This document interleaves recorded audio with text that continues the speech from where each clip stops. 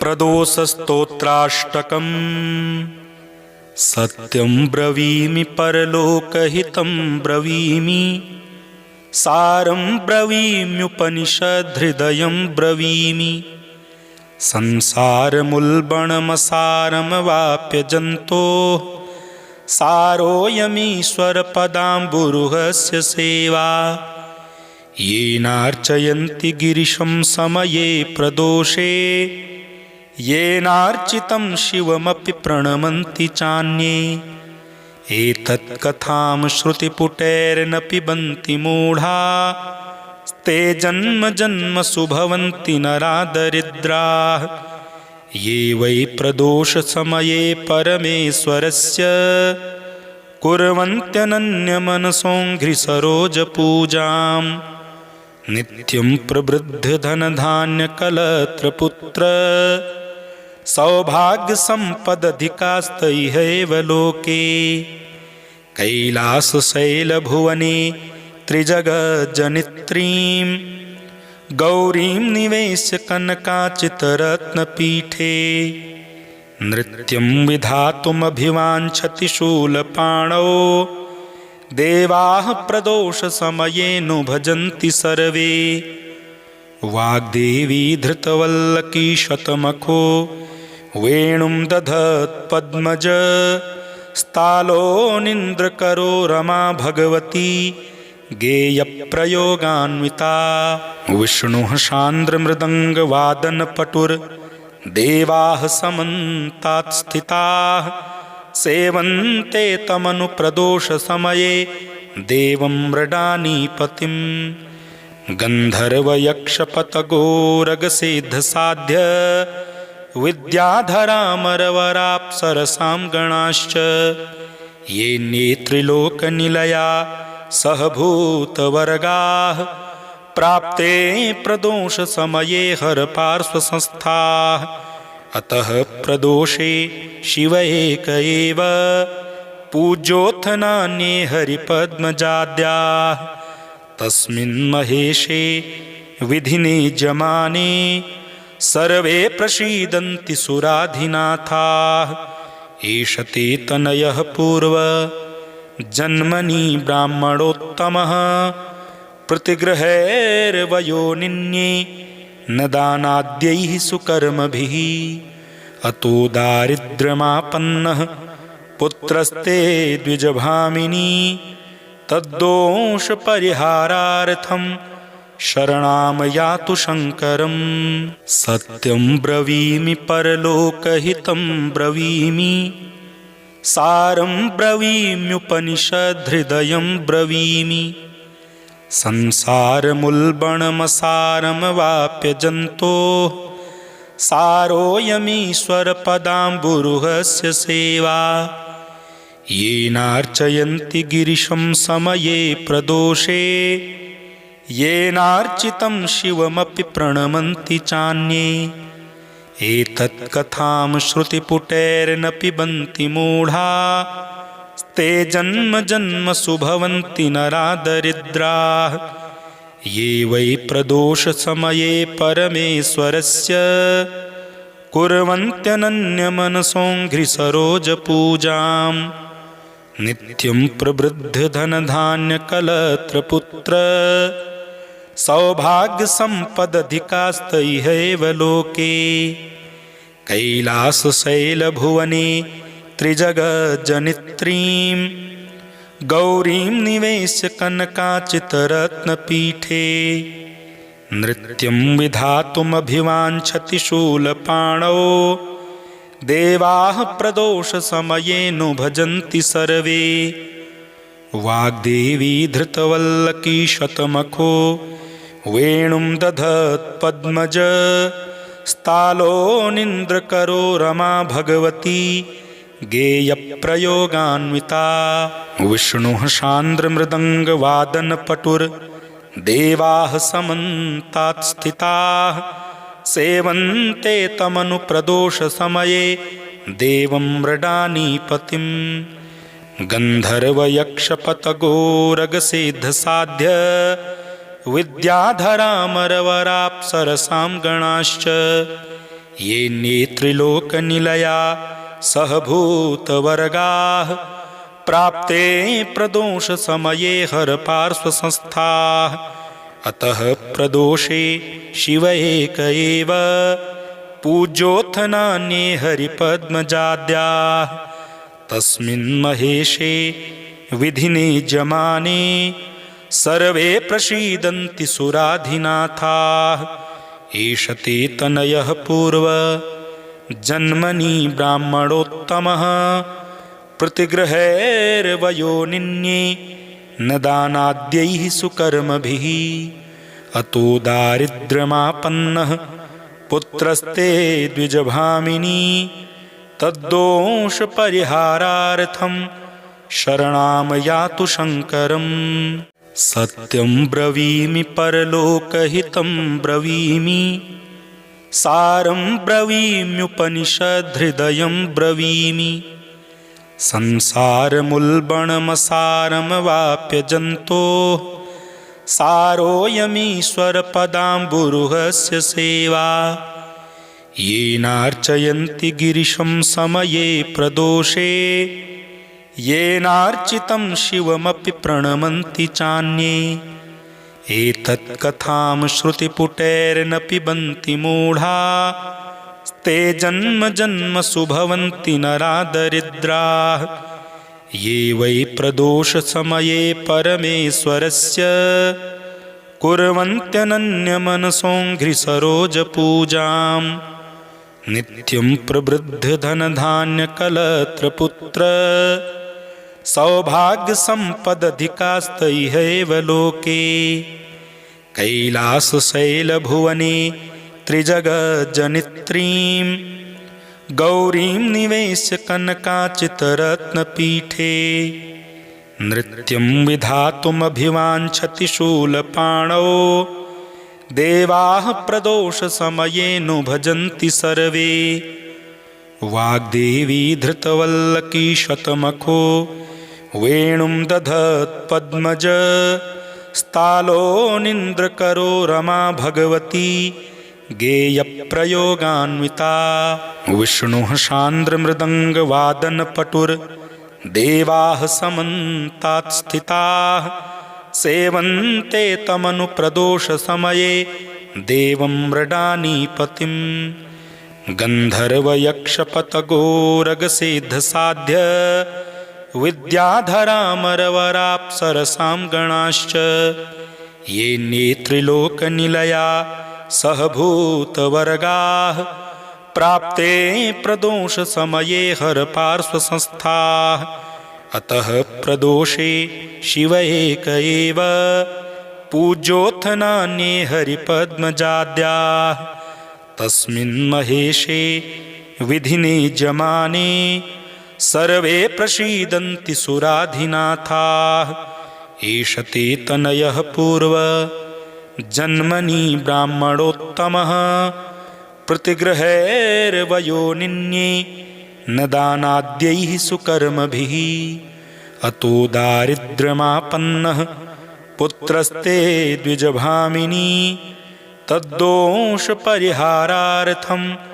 शरणां यातु शङ्करम् सत्यं ब्रवीमि परलोकहितं ब्रवीमि सारं ब्रवीम्युपनिषद्हृदयं ब्रवीमि संसारमुल्बणमसारमवाप्यजन्तोः सारोऽयमीश्वरपदाम्बुरुहस्य सेवा येनार्चयन्ति गिरिशं समये प्रदोषे येनार्चितं शिवमपि प्रणमन्ति चान्ये एतत्कथां श्रुतिपुटैर्न पिबन्ति मूढा ते जन्म जन्मसु भवन्ति नरा दरिद्राः ये वै प्रदोषसमये परमेश्वरस्य कुर्वन्त्यनन्यमनसोऽङ्घ्रिसरोजपूजां नित्यं प्रवृद्धधनधान्यकलत्रपुत्र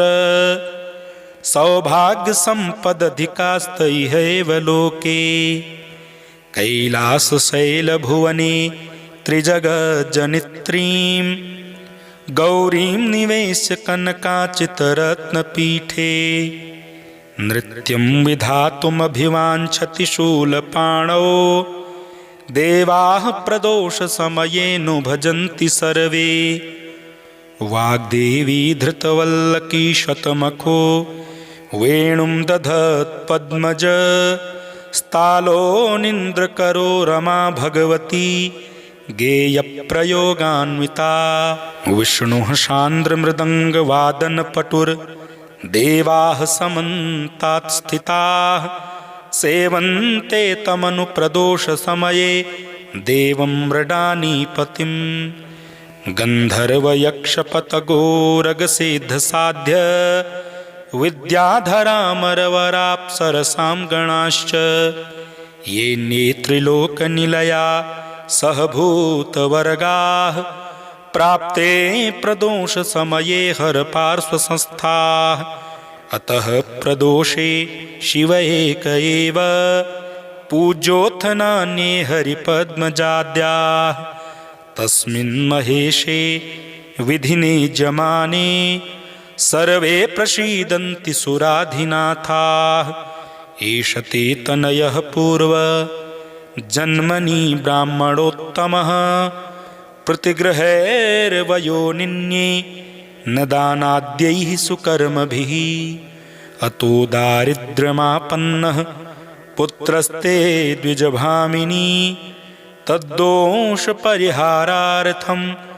शरणां यातु शङ्करम् सत्यं ब्रवीमि परलोकहितं ब्रवीमि सारं ब्रवीम्युपनिषद्हृदयं ब्रवीमि संसारमुल्बणमसारमवाप्य जन्तोः सारोऽयमीश्वरपदाम्बुरुहस्य सेवा येनार्चयन्ति गिरिशं समये प्रदोषे येनार्चितं शिवमपि प्रणमन्ति चान्ये एतत्कथां श्रुतिपुटैर्न पिबन्ति मूढा ते जन्म जन्मसु भवन्ति नरा दरिद्राः ये वै प्रदोषसमये परमेश्वरस्य कुर्वन्त्यनन्यमनसोऽङ्घ्रिसरोजपूजां नित्यं प्रवृद्धधनधान्यकलत्रपुत्र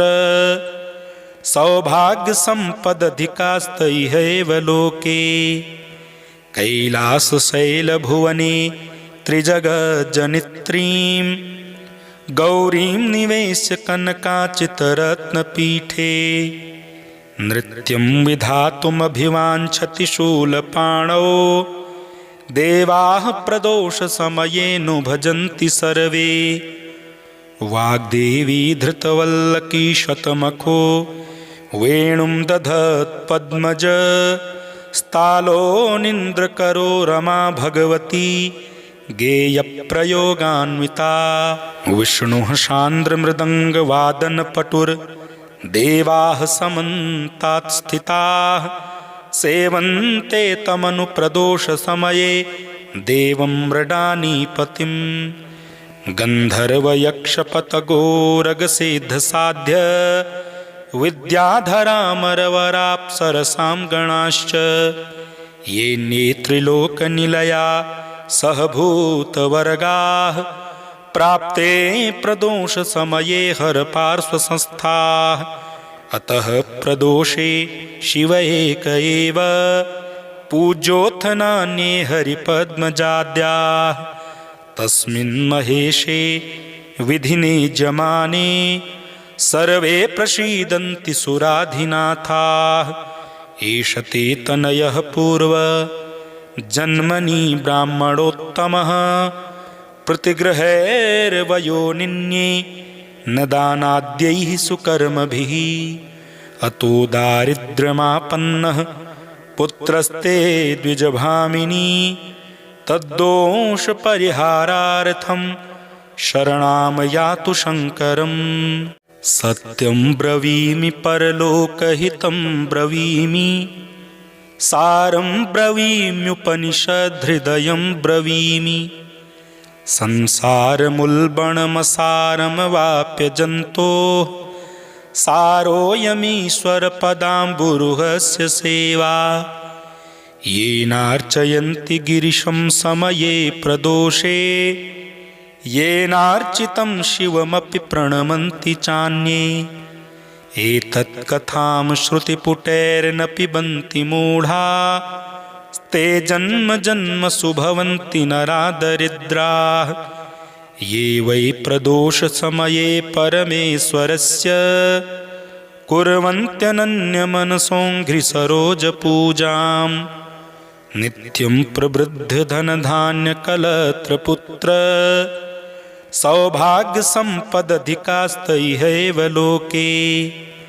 कैलासशैलभुवने त्रिजगज्जनित्रीं गौरीं निवेश्य कनकाचितरत्नपीठे नृत्यं विधातुमभिवाञ्छति शूलपाणौ देवाः प्रदोषसमये नु भजन्ति सर्वे वाग्देवी धृतवल्लकी शतमखो वेणुं दधत्पद्मज स्थालोनिन्द्रकरो रमा भगवती गेयप्रयोगान्विता विष्णुः शान्द्रमृदङ्गवादनपटुर्देवाः समन्तात् स्थिताः सेवन्ते तमनुप्रदोषसमये देवं मृडानीपतिं गन्धर्वयक्षपतगोरगसिद्धसाध्य विद्याधरामरवराप्सरसां गणाश्च ये नेत्रिलोकनिलया सहभूतवर्गाः प्राप्ते प्रदोषसमये हरपार्श्वसंस्थाः अतः प्रदोषे शिव एक एव पूज्योऽथ नान्ये हरिपद्मजाद्याः तस्मिन् महेशे विधिने जमाने सर्वे प्रसीदन्ति सुराधिनाथाः एष ते तनयः पूर्व जन्मनि ब्राह्मणोत्तमः प्रतिगृहैर्वयोनिन्ये न दानाद्यैः सुकर्मभिः अतो दारिद्र्यमापन्नः पुत्रस्ते द्विजभामिनी तद्दोषपरिहारार्थं शरणां यातु शङ्करम् सत्यं ब्रवीमि परलोकहितं ब्रवीमि सारं